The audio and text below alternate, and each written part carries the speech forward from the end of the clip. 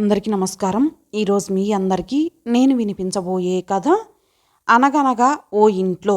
రచయిత బలభద్రపాత్రుని రమణి గారు. ఇక కథలోకి వెళితే, అమ్మా, నా రెడ్ షల్వార్ ఇస్త్రీ చేసి పెట్టావా?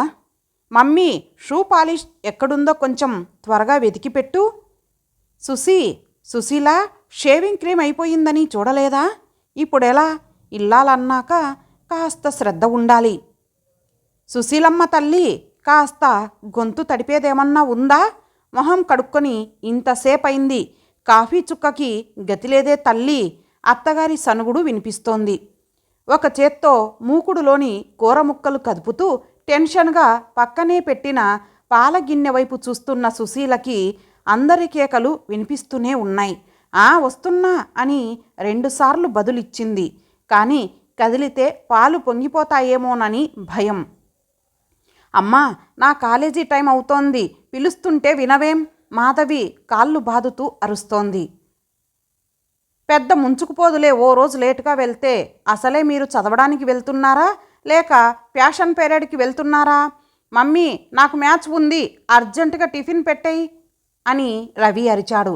నా కాలేజీ గురించి మాట్లాడితే పండ్లు రాలగొడతా. పెద్ద ప్లేయర్ల ఫోజులు.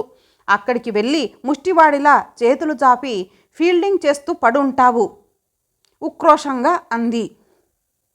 మాటలు తిన్నగా రాని పెట్టి కొట్టానంటే రవి దూకుడుగా మీదకి వెళ్తూ అన్నట్లన్నాడు. కురుక్షేత్ర సంగ్రామం కొద్దిసేపట్లో మొదలవబోతోందని మెల్లగా అతిరథులైన అత్తగారు భర్త కూడా అందులో చోటు చేసుకుని రణరంగాన్ని పరిపూర్ణం చేస్తారని సుశీలకి అర్థమైపోయింది. అబ్బా, ఎందుకర్రా అస్తమానం అలా విరోధుల్లా పోట్లాడుకుంటారు అని గరిటతో వంటింట్లో నుండి బయటకు వచ్చింది. సమయం కోసమే కాచుకొని ఉన్నట్లు పాలు బుస్సున పొంగిపోయాయి. అయ్యో, ఇప్పటిదాకా ఇక్కడే ఉన్నాను, నా కర్మ అంటూ లోపలికి పరిగెత్తింది సుశీల. 2 దబీ దబీ చప్పుళ్ళు, ఆ తర్వాత కీచుగా అరిచిన అరుపు, ఆ పైన ఫైరింగ్ లాంటి భర్త గొంతు, అత్తగారి సన్నాయి నొక్కులతో సుశీలకి సీన్ అంతా ఇంగ్లీష్ సినిమాలా అర్థమైపోతూనే ఉంది. అసలు మిమ్మల్ని కాదురా, మిమ్మల్ని ఇలా పెంచుతున్న మీ అమ్మని అనాలి. ఎంత గొంతు చించుకున్నా ఆ మహారాణి తన సామ్రాజ్యాన్ని వదిలి బయటకు రాదుగా అంటున్నాడు రాఘవ. భూమి గుండ్రంగా ఉంది అన్నట్లు సమస్య ఎన్ని చోట్లు తిరిగినా తిరిగి తన దగ్గరికే వచ్చి ఆగుతుందని సుశీలకి తెలుసు. కాఫీ గ్లాసులు ట్రేలో పెట్టుకొని బయటకు వస్తూ, మాధవి, పెద్దదానివి, నీకేమిటి వాడితో గొడవ అని కూతుర్ని మందలించబోయింది. మేఘావృతమైన ఆకాశం ఒక్కసారిగా వర్షిస్తున్నట్లుగా మాధవి, చూశారా నాన్న, అమ్మకి ఎప్పుడు పక్షపాతమే. వాణ్ణి గారాబం చేసి నెత్తికి ఎక్కించుకుంది, అందుకే అలా తయారయ్యాడు అని ఏడుపు మొదలుపెట్టింది. నిన్ను గారాబం చెయ్యకుండానే ఇలా తయారయ్యావా? కాస్త విసుగ్గా అడిగింది అత్తగారికి కాఫీ ఇస్తూ సుశీల. చిన్నపిల్ల, దాన్ని ఎందుకంటావు?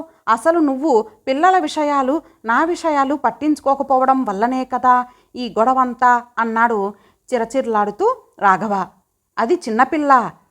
ఆ వయసుకే నేను మిమ్మల్ని పెళ్లి చేసుకొని వచ్చి ఈ సంసారంలో కూరుకున్నది అని మనసులో అనుకుంది సుశీల. మమ్మీ, టిఫిన్ పెడతావా, నేను వెళ్ళిపోనా? బెదిరింపుగా అడిగాడు రవి.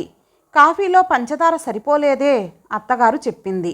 సుశీల పంచదార కోసం వెళ్తూ ఉండగా, ఇదిగో ఈ గుండి కాస్త కుట్టిపెట్టు అంటూ షర్టు అందించి స్నానానికి వెళ్ళిపోయాడు రాఘవ. భర్త చేతిలో నుంచి షర్టు తీసుకొని దారపు రీలు కోసం వెతుకుతూ, మాధవి, బామ్మకి కాఫీలో ఓ చెంచా పంచదార వేయి చెప్పింది సుశీల. ఓ పక్క టైం అయిపోయి చస్తుంటే ఈ పనులొకటి. మాధవి విసవిస వంటింట్లోకి వెళ్ళింది. అప్పుడే ఏదో కొంపలు ముంచుకుపోతున్నట్లు గోడ మీద నుండి పక్కింటావిడ పిలవడం మొదలెట్టింది. ఆవిడ గొంతు వినగానే అత్తగారు మూతి 3 వంకర్లు తిప్పడం సుశీల గమనించింది. ఆవిడ పిలుస్తుంటే కూడా తనేదో తప్పు చేసినట్లుగా చూడడం ఎందుకో సుశీలకి అర్థం కాలేదు. సుశీల గోడ దగ్గరకు వెళ్ళి, ఏమిటండి అంది అతి కష్టంగా, ముఖం మీద చిరునవ్వు పులుముకొని. పనిలో ఉన్నారా? ఆవిడ అతి తీరుబడిగా బాతాఖాని మొదలుపెట్టింది. అవునండి, ప్రొద్దుటిపూట హడావుడి మీకు తెలిసిందే కదా. ఏడవలేని నవ్వొకటి నవ్వుతూ అంది సుశీల. అమ్మ, పంచదార డబ్బాలో పంచదార లేదు. మాధవి రయ్యి నరిచింది. ఆ పెద్ద డబ్బాలో ఉంటుంది చూడు. ఏమిటి చెప్పండి. సుశీల పక్కింటావిన్ని తొందర పెట్టింది. అబ్బే ఏమీ లేదు. మీరు గ్యాస్ ఎప్పుడు బుక్ చేశారా అని. గ్యాసా? ఏమోనండి, గుర్తులేదు. మీ సిలిండర్ అయిపోయిందా? లేదు, మనిద్దరమే కదా వెళ్ళి బుక్ చేశాం. అది డిసెంబర్ 1 లేక 12 అని రాత్రంతా ఆలోచించాను. చివరికి మా వారు మిమ్మల్ని అడిగితే తెలుస్తుంది కదా అన్నారు. సుశీల కూడా ఆలోచనలో పడింది. ఆ రోజు మార్కెట్కి కూడా వెళ్ళాం కదా. మీ బుజ్జిగాడు స్కూల్ నుండి వస్తాడని త్వరగా వచ్చేసాం కూడాను. శనివారం అనుకుంటా. అవును, శనివారమే. ఒసేయ్, నా కాఫీ ఆరిపోయింది. పంచదార వేయడం ఇష్టం లేకపోతే వెయ్యను అని చెప్పి ఏడవచ్చు కదా.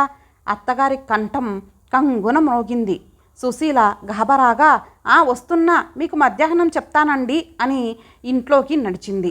కూర మాడుతున్న వాసన గుప్పున కొట్టింది. అరరే అని ఒక్క పరుగులో వంటింట్లోకి వెళ్తుంటే గడప కాలివేలికి కొట్టుకొని చిట్లి రక్తం వచ్చింది. ఏం రన్ చేశావు మమ్మీ, నువ్వే కనుక మా టీంలో ఉండుంటే అన్నాడు చప్పట్లు కొడుతూ రవి. బాత్రూంలో నుంచి వస్తున్న రాఘవ మాడడం చాలే, దించేయి అన్నాడు వ్యంగ్యంగా. సుశీల కోపంగా చూసింది. ప్రొద్దుటి పూట అలా గోడల మీద నుండి కబుర్లు చెప్పడం మానేయ్ అని వార్నింగ్ ఇచ్చి వెళ్ళిపోయాడు. నేనేం ఆవిడ్ని పిలవలేదు. గొనుక్కుంటూ స్టవ్ దగ్గరకు వెళ్ళింది సుశీల. కాఫీలో పంచదార వెయ్యలేదని అత్తగారు సనుగుతూనే ఉంది. ఆవిడ కోసం మళ్ళీ కాఫీ కలుపుతూ, గ్యాస్ బుక్ చేసింది ఎప్పుడబ్బా, డిసెంబర్ 1 12 అని ఆలోచించడం ప్రారంభించింది.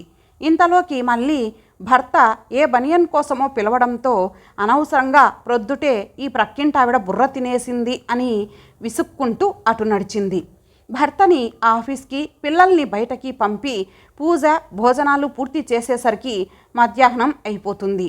సుశీలకి హాయిగా పుస్తకం చదువుకుంటూ పడుకోవడం చాలా ఇష్టం. కానీ అంత చిన్న కోరిక కూడా గగన కుసుమమే. నడుం వాల్చగానే ఏ దూరపు బంధువో లేక పక్కింటావిడో ఎదురింటావిడో పనయ్యిందా అని వచ్చి కూర్చుంటారు. విధి లేక వాళ్ళ ఎదురుగా కూర్చొని వాళ్ళు చెప్పే పనికిరాని కబుర్లన్నీ వినాలి. ఇంతలోకి అత్తగారికి కాఫీ టైం అయిపోతుంది. సాయంత్రం వంటకి కూరలు ఉన్నాయా లేదా చూసుకోవడం, టిఫిన్ ప్రయత్నాలు చేయడంతో రోజు గడిచిపోతుంది. ఆ రోజు ఆదివారం, అందరికీ సెలవు. కానీ సుశీలకి మాత్రం రోజు కన్నా హెచ్చు పని. ఎవరో ఒకరు రావడం, వాళ్ళతో మాట్లాడడం, కాఫీలు టిఫిన్లు అష్టావధానం శతావధానంలా ఉంటుంది పరిస్థితి. భోజనాలు కాగానే రాఘవ ఎక్కడికో హడావుడిగా తయారై వెళ్ళిపోతుంటే, ఎక్కడికండి అంది. స్టేట్స్ నుండి మా ఫ్రెండ్ వచ్చాడు. ఇవాళంతా వాడితో గడపాలి అని మా ఫ్రెండ్స్ అందరం నిర్ణయించుకున్నాం, గొప్పగా చెప్పాడు. ఈరోజు మా అక్కయ్య వాళ్ళింటికి వెళ్ళొద్దాం అనుకున్నాం కదండి అడిగింది సుశీల. నెక్స్ట్ వీక్ వెళ్దాంలే. ఇదిగో నేను అలా వెళ్ళగానే నువ్విలా అక్కగారింటికి చెక్కేయక మధ్యాహ్నం కాసిని చెగోడీలు చేయి. మా మాధవగాడికి చాలా ఇష్టం. పోయినసారి ఇచ్చినప్పుడు ఎంత ఆనందపడ్డాడో తెలుసుగా అన్నాడు రాఘవ. సుశీల నిట్టూడ్చి ఊరుకుంది. మధ్యాహ్నం వస్తున్న నిద్రని బలవంతంగా ఆపుకుంటూ చెగోడీలు చేస్తుండగా, ఆంటీ మీకు ఫోన్ అని పక్కింటి కుర్రాడు వచ్చి చెప్పాడు. చేతిలో పని వదిలి సుశీల హడావుడిగా పరిగెత్తింది. ఆమెకి ఫోన్ అనగానే ముచ్చెమటలు పోస్తాయి. ఎప్పుడూ ఆమె ప్రాణానికి ఫోన్లో చెడు వార్తలే చెప్తుంటారు. సుశీల కంగారుగా హలో హలో అంది. అవతలి నుండి నవ్వు గొంతుతో, నేనే సుమిత్రని, ఎందుకే అంత కంగారు అంది. సుశీలకి ఒక్కసారిగా ఆశ్చర్యం, ఆనందం ముంచుకు వచ్చేశాయి. సుమి, నువ్వేనా? ఎక్కడి నుంచి మాట్లాడుతున్నావు అని అరిచింది.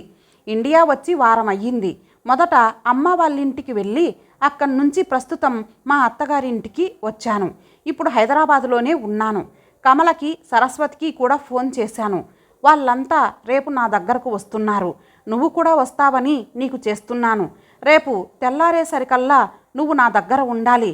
రేపంతా మనం మళ్ళీ కాలేజీ స్టూడెంట్స్ అయిపోయి భూతకాలంలోకి దూసుకుపోవాలి. వర్తమానం గురించి పూర్తిగా మర్చిపోవాలి అంది. రేపా మరి అని సుశీల ఏదో చెప్పబోయింది. అవును, రేపే.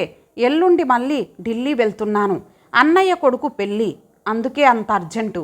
అటు నుంచి అమ్మ వాళ్ళ దగ్గరకు మచిలీపట్నం వెళ్ళి ఫస్ట్ కల్లా మళ్ళీ మాతృభూమిని వదిలి అత్తభూమి పైరం అంటూ గలగలా నవ్వింది. సుశీల ఇంక ఏమీ మాట్లాడలేకపోయింది. సరే, అడ్రస్ చెప్పు అంది. మరునాడు ప్రొద్దుటే లేచి స్నానం చేసి పూజ పూర్తి చేసింది సుశీల. మాధవి తల్లి చేసే పనులను ఆశ్చర్యంగా చూసింది. సుశీల బీరువాలో నుంచి గంధపు రంగు వెంకటగిరి జరీ చీర తీసి కట్టుకుంది. ఎక్కడికి కట్టుకు వెళ్లాలో తెలియక ఆ చీర 5 ఏళ్ల నుంచి మడత విప్పలేదు. రాఘవకి కాఫీ అందిస్తూ, నేను సుమిత్ర దగ్గరకు వెళ్తున్నాను, సాయంత్రం వరకు రాను, కుక్కర్లో అన్నం పప్పు పెట్టాను, ఈ పూటకి కాస్త ఆవకాయతో సర్దుకోండి, అది మళ్ళీ ఏ 5 ఏళ్లకో కానీ ఇండియా రాదు అంది. అమ్మా, నేను ఈరోజు కాలేజీకి త్వరగా వెళ్ళాలి, మాధవి రాగం తీసింది. నేను త్వరగా వెళ్ళాలి, రవి ఓ ఆటో తెచ్చిపెట్టు చెప్పింది సుశీల. రాఘవ లేస్తూ, నేను స్కూటర్ మీద డ్రాప్ చేస్తానులే అన్నాడు. అత్తయ్య, నేను ఫ్రెండ్ దగ్గరికి వెళ్తున్నాను, సాయంత్రం వరకు రాను, భోంచేశాక వంటింటి తలుపు గడియ పెట్టేయండి, లేకపోతే పిల్లి దూరుతుంది అంది సుశీల. ఇంత ప్రొద్దుటే వెళ్ళిపోతున్నావా? ఆవిడ ఆశ్చర్యంగా చూసింది. సుశీల తల ఊపి ఊరుకుంది. సుశీల మరోసారి అద్దంలో చూసుకొని భర్త వెంట బయటకు నడిచింది. రాఘవ ఆమెని ఆటో ఎక్కించి వెనక్కి వచ్చేశాడు. సాయంత్రం దాకా మిత్రురాళ్ళకి పొద్దే తెలియలేదు. పాత సంగతులు నెమరేసుకుంటూ ఒకళ్ళని ఒకళ్ళు ఉడికించుకుంటూ, అంతలోనే మనసుకున్న బిరడాలని తీసి ప్రేమానురాగాలని ఒకళ్ళ మీద ఒకళ్ళు గుమ్మరించుకుంటూ అలసిపోయే వరకు కబుర్లు చెప్పుకున్నారు. కమల, సరస్వతుల్లా సుశీల హాయిగా ఉండలేకపోయింది. మధ్యాహ్నం అవగానే అత్తగారికి కంటి చూపు ఆనదు. గట్టు చివర్న పెట్టిన పెరుగు గిన్నె కనిపించిందో లేదో, ఈరోజు ఆఖరి ఆడపడుచు వస్తానంది, వస్తే కాఫీ ఇచ్చే దిక్కు కూడా లేదని విసుక్కుందేమో. మాధవి కాలేజీ నుంచి రాగానే నీరసంగా వాలిపోతుంది. అన్నం బలవంతం చేసి తినిపించాలి, లేకపోతే తినదు. రవి బస్ పాస్కి డబ్బులు అడిగితే ఇవ్వడం మర్చిపోయి వచ్చేసింది. నడిచి వెళ్ళాడో ఏమో, ఆయనకి ఆ చప్పిడి మెతుకులతో కడుపు నిండలేదేమో. ఇలా రకరకాల ఆలోచనలు చుట్టుముట్టి పరధ్యానంలోకి వెళ్ళడం, స్నేహితురాళ్ళు కసిరి మామూలు లోకంలోకి పడేయాలని ప్రయత్నించడం జరుగుతూనే ఉంది. ఇంకా 5 అవుతుండగా లేచి నిలబడి, సుమి, ఇంక నన్ను పంపించు, ఆయన వచ్చే టైం అయ్యింది అంది. మీ ఆయన్నేం పిల్లి ఎత్తుకుపోదులే, ఇంకో గంట కూర్చో అంది సుమిత్ర. కానీ సుశీల అందుకు సమ్మతించలేదు. ఇల్లంతా నానా కంగాలి చేసి పెడతారు. అటు చిన్నపిల్లలు కాదు, ఇటు పెద్ద పిల్లలు కాదు, ఇద్దరికీ ఒక్క క్షణం పడదు. ఇల్లు అలా ఉంటే ఆయన విసుక్కుంటారు అంది. సుమిత్ర లేచి స్నేహితురాలికి మంచి చీర, జాకెట్ బట్ట పెట్టి పంపింది. సుశీల గాబరాగా ఇల్లు ఏ పరిస్థితుల్లో చూడవలసి వస్తుందో అన్న బెరుకుతో ఇంట్లోకి ప్రవేశించింది. అక్కడి వాతావరణానికి ఆమెకి విస్మయం కలిగింది. పొరపాటున వేరే ఇంట్లోకి వచ్చేశానేమో అనిపించింది కూడా. మాధవి తమ్ముణ్ణి దగ్గర కూర్చోబెట్టుకొని లెక్కలు చెప్తోంది. రాఘవ కాఫీ తాగుతున్నవాడల్లా, రావోయ్ రా మాధవి, అమ్మకి కూడా కాఫీ పట్రా అన్నాడు. మాధవి లేచి లోపలికి వెళ్తూ, అమ్మ, వంటిల్లు చూసి అదిరిపోతావు, అలా సర్దాను చూడు అంది.